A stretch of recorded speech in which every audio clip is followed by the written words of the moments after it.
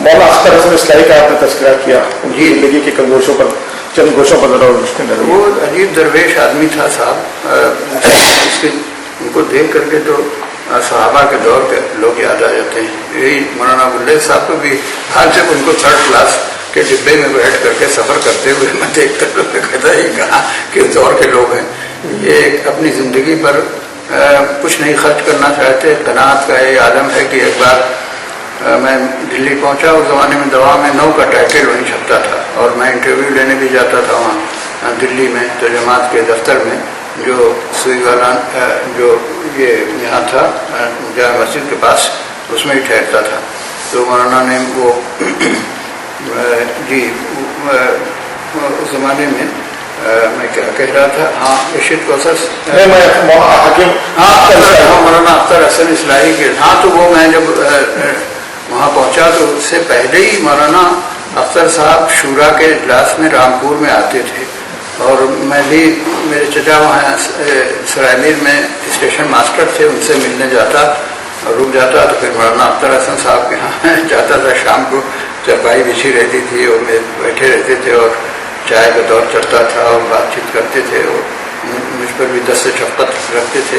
میں ان سے کوئی ڈائریکٹ استفادہ تو نہیں کر سکا، اس لیے کہ وہ جو میں گیا 1 سال تو میں مولانا نظام الدین صاحب سے زیادہ میں نے فیض حاصل کیا۔ قرآن کی تعلیم وہ دیتے تھے وہاں اسلام میں، پھر اصلاح سے وہاں چلے گئے، جامع الفلاح میں وہاں قائم ہو گیا۔ مولانا اختر صاحب کا کے اوپر افسوس ہے، ان کی زندگی پر کوئی مفصل کتاب نہیں آ سکی، اور مولانا وہ سوال ہاں اور جی ہاں بہرحال وہ ہاں کتابچہ ہاں ہاں زیادہ کتابیں نہیں لکھ پائے، وہ خاموش آدمی تھے، مگر یہ کہ غضب کا آدمی تھا صاحب، اتنا ذہین آدمی تھا، اتنی اعلیٰ ظرفی تھی اس شخص کے اندر، اور اتنی سادہ زندگی گزارتے تھے۔ ابھی مجھے یاد آتا ہے تو وہاں جاتا تھا مولانا شہباز صاحب کا بڑا تھا، ہاں مولانا شہباز صاحب بھی وہاں تھے کچھ دنوں، آخری دور میں تو نزوے میں رہے، اس سے پہلے وہاں اصلاح پر تھے، اور شہباز صاحب سے بھی میری ملاقاتیں بہت رہیں۔ آخری زمانے میں نزوے میں جاتا تھا تو وہاں بیٹھے ہوئے ملتے تھے، میں وہاں رابع نزوی صاحب سے ملنے کے لیے اکثر جاتا تھا، مجھے بلاتے تھے ادارت اسلامی کے صدر کی حیثیت سے، جب کوئی فنکشن ہوتا تھا رابطہ ادب اسلامی کا تو مجھ کو بلاتے تھے۔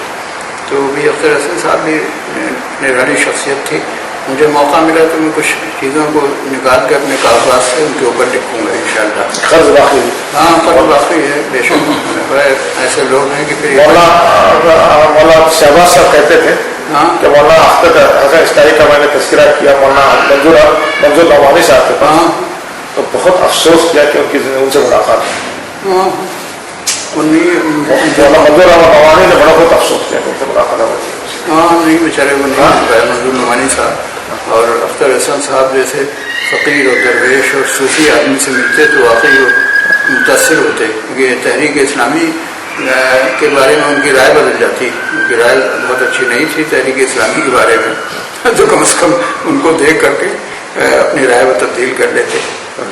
وہ بھی اچھی شخصیت تھی، ان پر بھی لکھنے کی ضرورت ہے، کام کرنے کی۔ آپ نے تذکرہ کیا مولانا مختار مظاہری کا، جانتے کون تھے کیا؟ جی مختار مظاہری صاحب نے مظاہر العلوم سے فاضل تھے اور علم دین حاصل کیا، اور یہ تحریک اسلامی کے بڑے سرگرم لوگوں میں تھے۔ ٹانڈا میں لکڑی کے تاجر تھے، بڑا مشینیں لگی تھیں، اس سے فرنیچر وغیرہ بنتے تھے، تو بڑا ماشاءاللہ۔ اور اس کے علاوہ وہ تحریک اسلامی کا کام اس طرح کرتے تھے، وہ مجھ سے بھی کرواتے تھے کہ کوئی گاؤں اگر 25 کلومیٹر کی دوری پر ہے، معلوم ہوا کہ وہاں کچھ لوگ ایسے ہیں جو لٹریچر پڑھ رہے ہیں اور ان کے دل میں اسلام کی خدمت کا جذبہ پیدا ہوا، تو وہ سائیکل سے مجھے بھی خود بھی ایک سائیکل پر بیٹھ کر کے جاتے تھے، ہم لوگ گاؤں جاتے تھے۔ اس زمانے میں بہت زیادہ سواریاں نہیں تھیں، اور آپ تعجب کریں گے کہ اس دور کا واقعہ میں نے لکھا، اس میں زندگی میں جو مولانا ابواللیث صاحب کے خطوط پر ایک مضمون ہے کہ وہ ایک بار ٹانڈا آئے تو تقریر کرنے کے بعد کہنے لگے بھائی مجھے صبح کے وقت گاڑی جو وہاں سے جاتی ہے اس سے اعظم گڑھ جانا بہت ضروری ہے، یہ جونپور جانا بہت کوئی تھی، تو ہم نے ان کا مولانا صبح کے 4 بجے گاڑی کیسے پکڑیے گا 5 بجے کی؟ یہاں ٹانڈے میں مغرب عشاء کے بعد کوئی سواری نہیں جاتی۔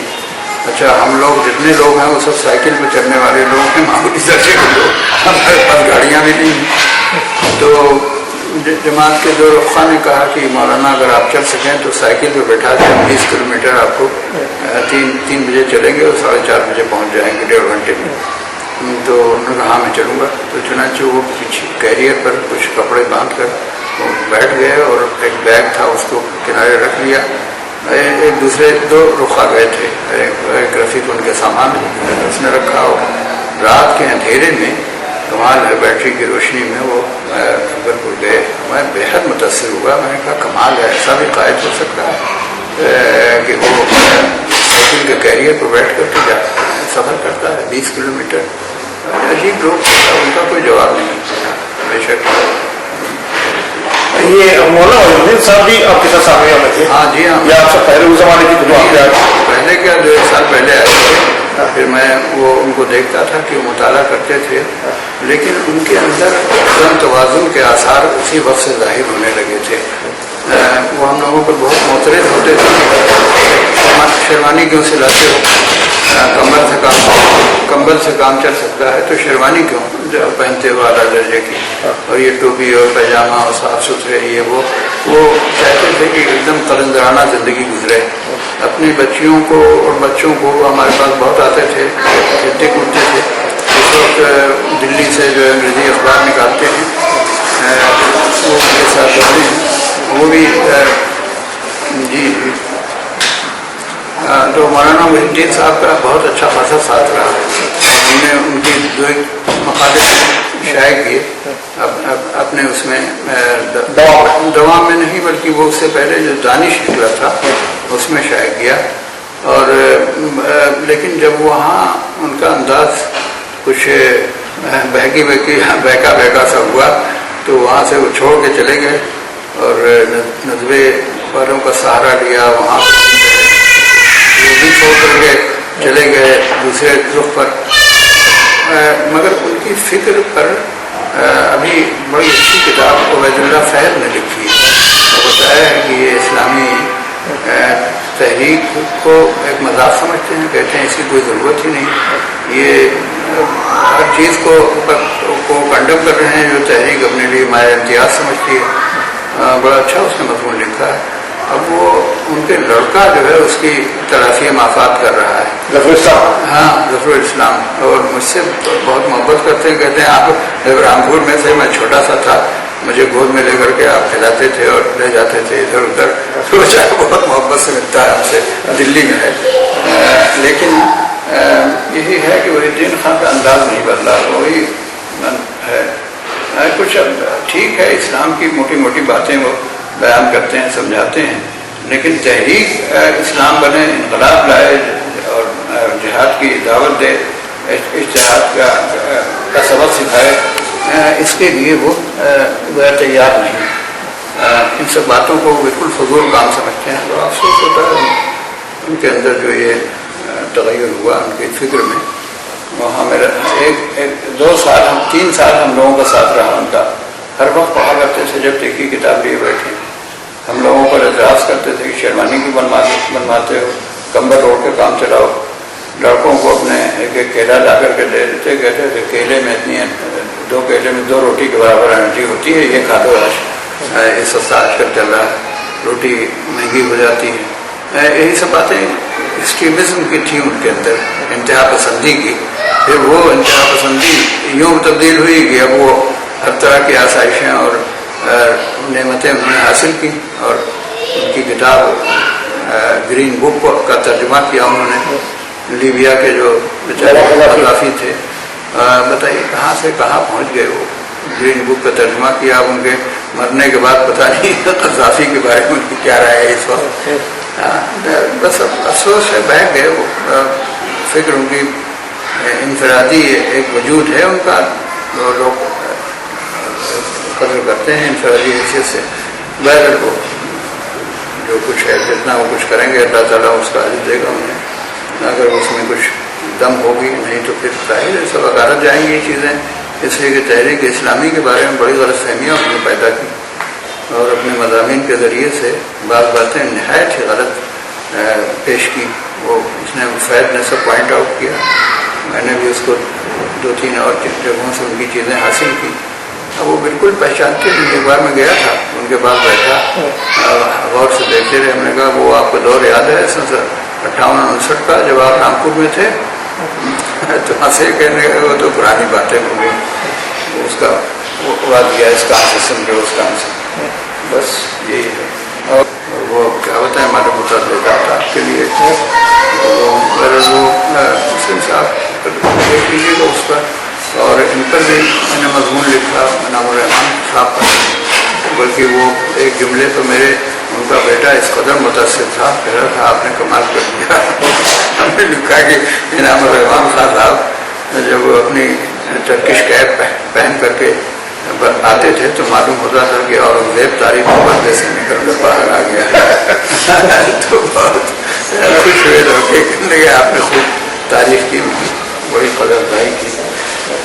हाँ मैं इंशाअल्लाह और जो बातें हम आप उसको भेजिएगा, मैं जवाब उसका भेज दूँगा, उसको कर दीजिएगा जैसा।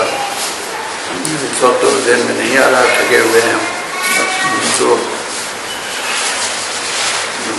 तहरीक इस्लामी से मुताल्लिक़ अभी एक बड़ा सेमिनार हुआ था दिल्ली में, हैदराबाद में। उसमें उन्होंने किया था हसनी सादत अली हुसैनी ने किया था। अनमोल होटल में ठहराया था और 50 आदमी को बुलाया था, जमात की शूरा के लोगों को और मुझे ख़ास तौर पर कहा था कि अदब इस्लामी और तहरीक इन दोनों में क्या ताल्लुक़ रहा है, इसके पस मंज़र को आप बयान करें। तो खैर मैंने मकाला लिख दिया उनको, अभी मकाला छपा नहीं है और सब, उसमें मैंने तफसील से पूरा बताया तहरीक ने किस तरह सरपरस्ती की अदब की और अदब किस तरह से तहरीक के लिए मुआलिन साबित हुआ। इस पर मैंने मुफस्सल मकाला लिखा था। तो वहाँ गया, वहाँ 3 दिन खूब खातिर किया इन लोगों ने, और एक से एक बहादुरी लोग आए थे। ये ये रांची वाले हसन रजा साहब भी थे, इन्होंने सज्जाद साहब भी थे, हसन रजा साहब भी थे। यही 2 लोग तो आजकल लिखा रहे हैं, बल्कि वो सज्जाद साहब भी अब लिखना बंद कर दिया और ये भी कलम कब उठाने लगे। मैंने कहा कि भाई कम से कम अपने कलम को रवा दवा रखिए, क्यों आपने लोगों ने रख दिया इसको, किनारा कश हो गए तस्नीफ और तारीख से। तो मेरे वो अल्लाह का शुक्र है कि तहरीक के पास अभी अफराद हैं जो बड़े जानदार हैं, मगर अच्छे अफराद उस कद्र क़ामत के और उस फिक्र के जैसे पहले थे वैसे नहीं रहे। और रामपुर के दिल्ली के मरकज़ में महसूस होता है, जाओ तो किससे बात करें। और मौलाना जलालुद्दीन साहब किताबें लिखते जा रहे हैं, मगर उसमें ऐसा सोच व गुदार हो और ऐसी इनकलाबियत हो कि पढ़ के आदमी को बेदार कर दे, वो तवानाई उनकी नस्ल में नहीं है। महकमी अंदाज तो बहुत अच्छा है, सीधे साथी बहुत हैं, लेकिन वो गया एक चीज़ कमी महसूस होती है जो मौलाना हमीद अली वो भी हट गए। हाँ, अभी उनकी तो नहीं, अब नहीं रह गई, यही तो मुसीबत है ना।